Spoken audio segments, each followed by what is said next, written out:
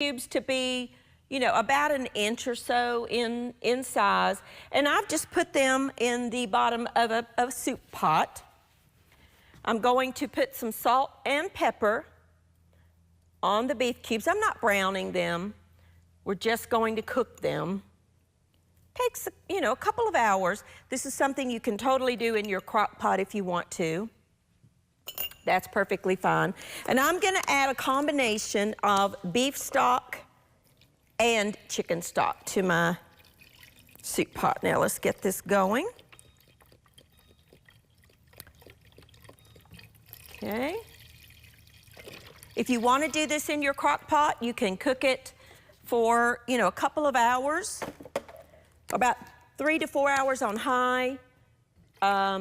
You know, you can even go like up to 8 or 10 hours on low if you want to. But you want to cook this to where that beef is very, very tender. And chuck is one of those cuts, or beef stew meat, whichever you're using, is one of those cuts that needs time to break down the collagen and so forth in the beef to break down. But when that does, it becomes so succulent and moist and tender and really, really good. And in my opinion, is the best cut for beef stew, or not beef stew, but vegetable beef soup. They're kind of along the same lines. And in this pot, well, we'll get to that in just a minute. So that's gonna cook. We're gonna make a muffin to go alongside that. Now in this bowl is some, just a baking mix, whatever brand you want, a couple of cups of just a baking mix. I have some cheddar cheese. I'm gonna add most of that, but I'm gonna save a little bit to put on top. This is a poppy seed, so we're gonna add some poppy seeds. We're also gonna add 1 egg that I'm actually going to beat a little bit before I put it in the muffin mix. This is a savory muffin that's really good with soup. It's really good with anything, honestly. I love it. I like these quick little drop biscuity type recipes because it just is easier. Now, we're gonna add some milk. I'm using 2%, about 1.5 cups, but now honestly, it will depend on the humidity in your room that you're cooking in, whether you will need the whole 1.5 cups or not. And then just stir it together. It really is simple. See, I think that's plenty, and I used about 1 cup, maybe a little bit less than 1 cup. I don't need the rest of it. You want it to be a dough consistency. You know, this is not, you're not baking a yeasted bread where you gotta be precise with your measurements. That's fine. You wanna have a muffin tin that I have sprayed with, I really like this coconut spray, but you could use the baking spray or whatever you have. If you don't have any of that, you can take a little bit of butter and just rub the outsides of the wells of the muffin pan, or you could, if you wanted to, use muffin liners. Now, you can do a scoop, an ice cream scoop, or, which is what I'm gonna do here, get my water off. I've just got 2 spoons. You wanna fill these about 3/4 of the way full. Wanna allow some room for the dough to expand. And I find that 1 heaping spoonful of this is perfect. Have your oven preheated to 350 degrees. And these bake, for about 20 minutes or so until they're cooked through. I love these little biscuits. They're very savory. Not a sweet muffin like you think of a dessert muffin, but they're very good. You could also do this in a mini muffin tin if you wanted to. And of course it would bake in about half the time, 10 minutes. You could take this dough and put it in a loaf pan and bake it as a loaf. You would need to time it. It would take about 45 minutes or so. And this makes 12. 12 muffins. Can easily double it. I need to add a little bit more to this one. You want to make sure that they're all, you know, approximately even in their filled capacity. And we're going to pop this in a 350-degree oven for about 20 minutes.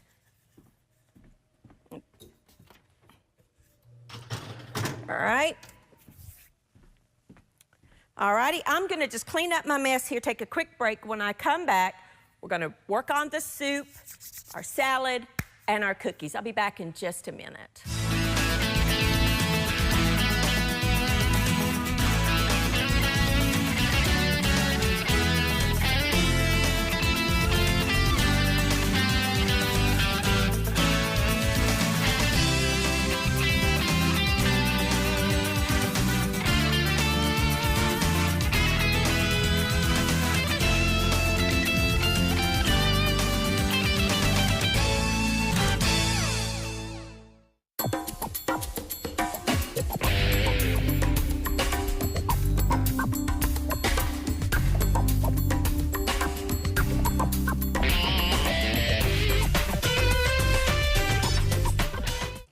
Alrighty, now I have a pot of water that I have brought to a boil, and I'm going to cook a little bit of macaroni. The reason that I like to cook my macaroni separate, about a cup or so, is that if you cook your macaroni in the pot with the broth, it absorbs all the liquid and your soup will be way too thick. So I like to cook mine in a separate pot for about 8 minutes or so. Now, to our beef that through the magic of television has already cooked, I'm going to add an onion, just one onion. You can put this in the beginning if you want to simmer with your beef, but you don't have to. Let's get this part thrown away. Move the trash can a little closer. We're going to dice up our onion.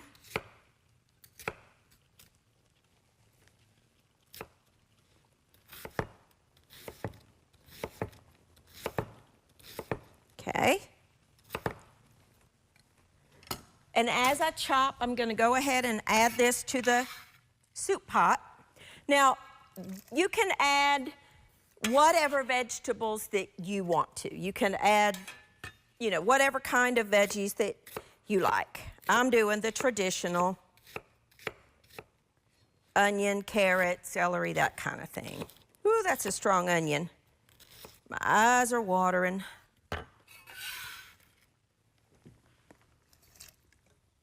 You know, it wouldn't be a Everyday Manna episode if I didn't drop something on the stove. Okay.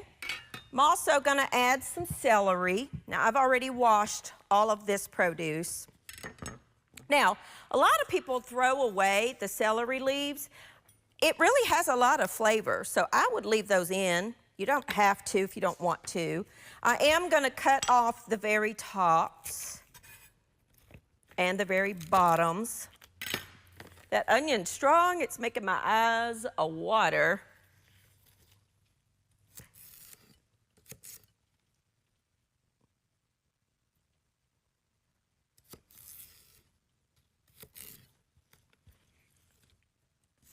Just chopping up some celery, and I can't seem to get my cuts going this morning.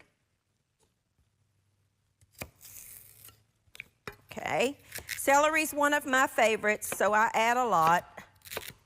You add as much or as little, or none at all if you don't like celery. I love it. Sometimes, for a little snack at home, I'll just take celery, cut it up into pieces, and cook it. Just boil it in water and eat it. I love celery. It's absolutely one of my favorite things to eat. My macaroni needs to be stirred. It's going to boil over. And then some carrots and potatoes. Stir it all in there. Love soup. I've always loved soup. Now, I washed my carrots. I'm not gonna peel them. I'm just going to cut off the tops and the bottoms a little bit. But I'm not peeling mine because I did scrub them. You can if you want to.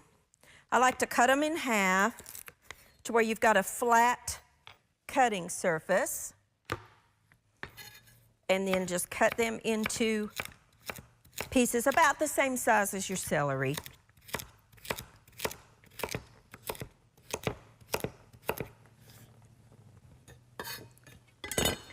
I like to work on a big cutting board and then just add as you go.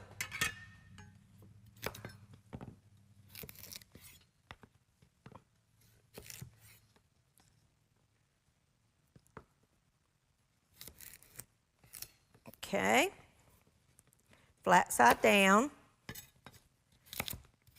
You could add, if you don't want to chop your own veggies, you could add a bag of frozen mixed vegetables or soup, vegetables for soup. Sometimes I do that. Just depends on how much time I have. We're going to bring that to a boil. Let's turn that up just a little bit. Stir it. I'm going to add a little bit more salt and a little bit more pepper. About half a teaspoon of each. You can do that to taste. All right, we're just gonna kind of let that go for a few minutes. Now, I have here 1 can of whole tomatoes. Now, in this recipe, I like the whole tomatoes. If you're lucky enough at home to have your home canned tomatoes, oh, this is a great recipe to use those in. But I like to cut them myself. You could use the diced tomatoes if you wanted to. Up to you. You could take your fingers and squish them up if you wanted to. Great thing to let your kids do. I'm gonna drain this in the soup because I don't want to waste that liquid. Okay. Let's get all my tomatoes out. These are just whole plum tomatoes. Some recipes, I don't mind using the, pre-diced up tomatoes. But for this one, for some reason, I just prefer to use these. I think because I cut them irregular, they're not perfectly the same shape, which I think adds a little bit of a rustic look to your soup.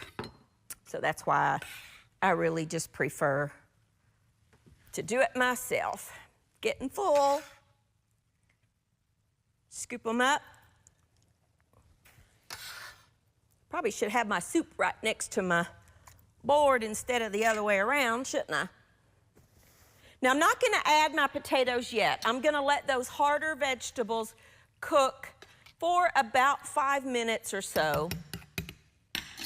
And then I will add my potatoes when that gets a little more cooked.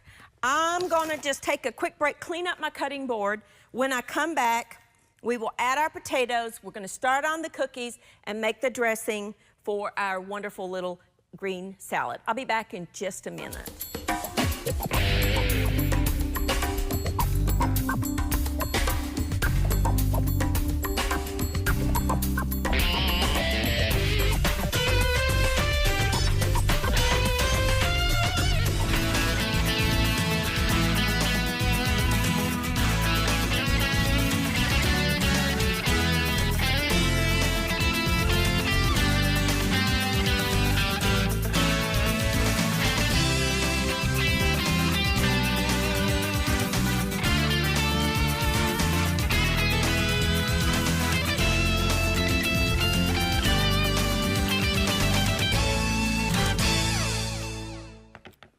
Alrighty, now I had to switch pots because my pot was getting too full, so I just put it in a larger, taller pot.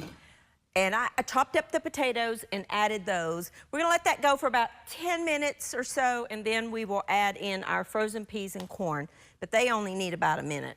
So let's get our cookie dough going. Now I have here 1 block of cream cheese. This actually is a low-carb cookie. And we're gonna add some peanut butter. Now here, if you want to keep your carbohydrates down, read the label of your peanut butter, because the overwhelming majority of peanut butters on the grocery store shelf have added sugar. A lot of stores now have the grinder stations where you just grind fresh peanuts. That's peanut butter. This particular one is called Nut and Better, and there is no added sugar. The ingredients are dry roasted peanuts and salt. That's what you want, and otherwise you're gonna be consuming a whole lot of carbs if you're watching your carb count. You want about a cup of peanut butter, which is about half this jar. And oh, it smells incredible. I mean, you can't have too much peanut butter in my opinion. So let's add about half that jar, maybe a little more, just a little more. This is a very easy recipe to do, okay? I'm doing mine in a stand mixer. You don't have to if you don't have a stand mixer. You can use a regular mixer, or you could even use your arm and a spatula if you wanted to, but this makes it a little easier. All right, we're just gonna whisk that together. We're gonna add in 1 egg, some vanilla, and some liquid sweetener. Now I'm using liquid stevia, about 20 drops or so. Let it go.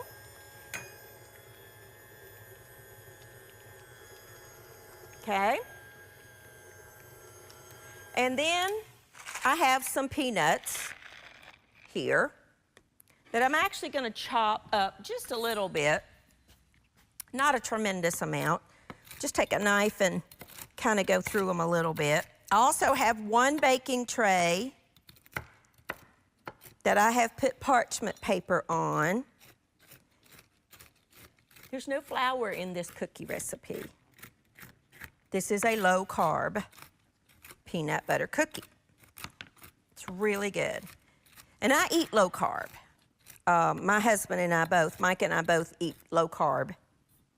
I eat it probably 90% of the time. I have to admit, sometimes I do cheat and eat some carbs. He's much better at that than I am. But I will say I enjoy the low-carb eating. And then stir those in, and that's it. That's all there is to it, right there. There's your dough. Now, you will want to get all that off your paddle. And again, I have a baking sheet that I've lined with parchment paper.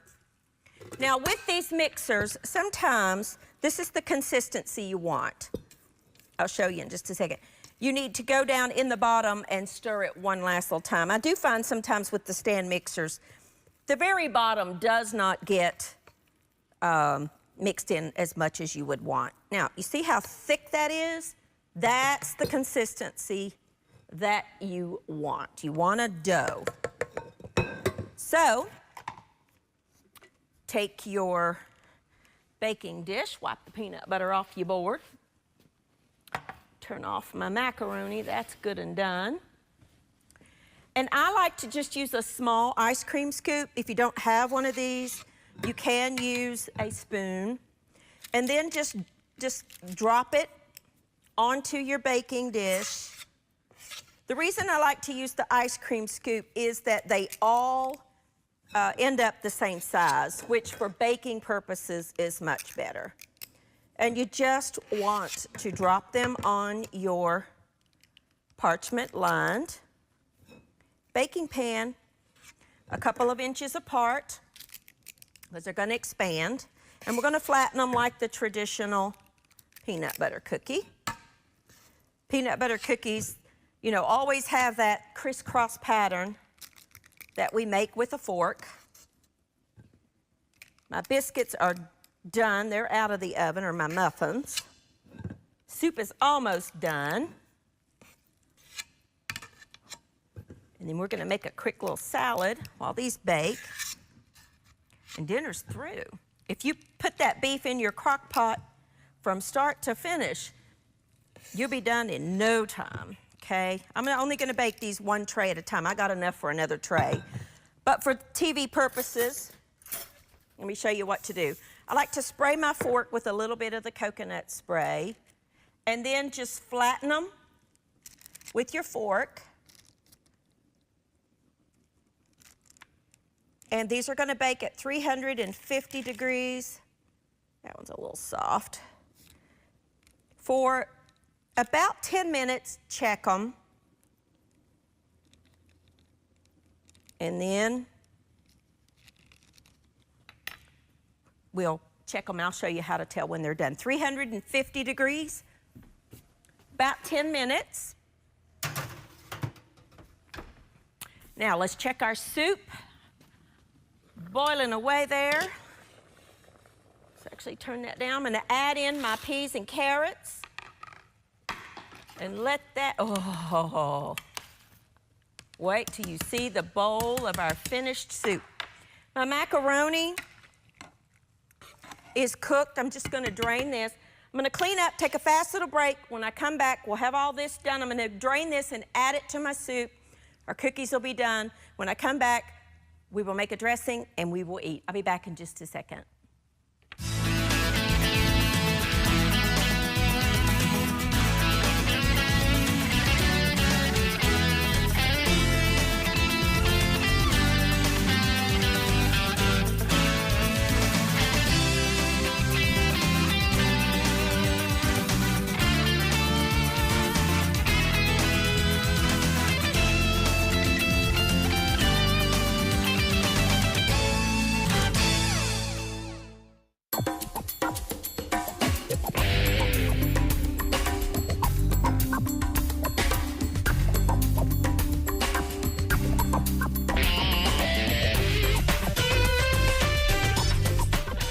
Alrighty, now let's make a quick salad dressing. In this measuring cup, I have some olive oil, and then I'm just gonna add some red wine vinegar.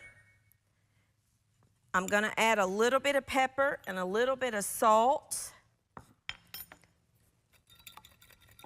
Whisk that together. Couldn't be simpler. This is just a vinegary dressing. I have in this bowl some just lettuce, salad greens. Now, I'm adding some pomegranate seeds, but you could take a pomegranate and get your own out if you want, but you can buy these little containers that have them already done. And I'm gonna add some sunflower seeds. I really like them. You can add anything you want to this. This is just a little quick little salad dressing. Let's add a little bit, drizzle some of this over our just simple little green salad. I like salad with soup. Soup and salad or soup and sandwiches, just to me kind of go together. And then I would just serve the rest of this on the side. Now, here's our wonderful soup that we just put out into our soup bowls. So good, I cannot wait to dig into that. And our beautiful little muffins, our little poppy seed cheddar muffins, and our cookies are done. Now, because there's no flour in these cookies, they need to cool and they will firm up as they cool. So I'm just gonna let them sit on the sheet tray until they get done. They bake in about anywhere from 10 to 15 minutes. It just depends on your particular oven. So there's our cookies. They're just, I got another tray in there. They are so good, but they need to firm up before you touch them. And then we'll put them in our little thing. So here you go, some quick and easy, delicious little recipes. Look at what someone just brought me, a viewer from Wise. Picked this up for me. Isn't that so pretty? Just a mixture of measuring cups and spoons that are so colorful and pretty and just go real well with the set. So thank you from Wise, Virginia. She just stopped by and gave those to Mike, and he just brought them in here. Now, I would top my salad with a little bit extra pepper, because you know I really love that pepper. And if you have some flaky sea salt, that would be delicious on it too.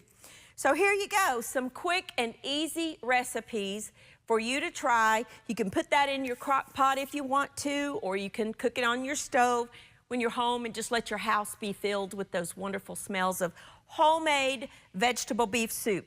Even if you're only cooking for like 2 people, I would make that whole recipe and then let it cool. Put individual serving sizes in containers that you can put in the freezer.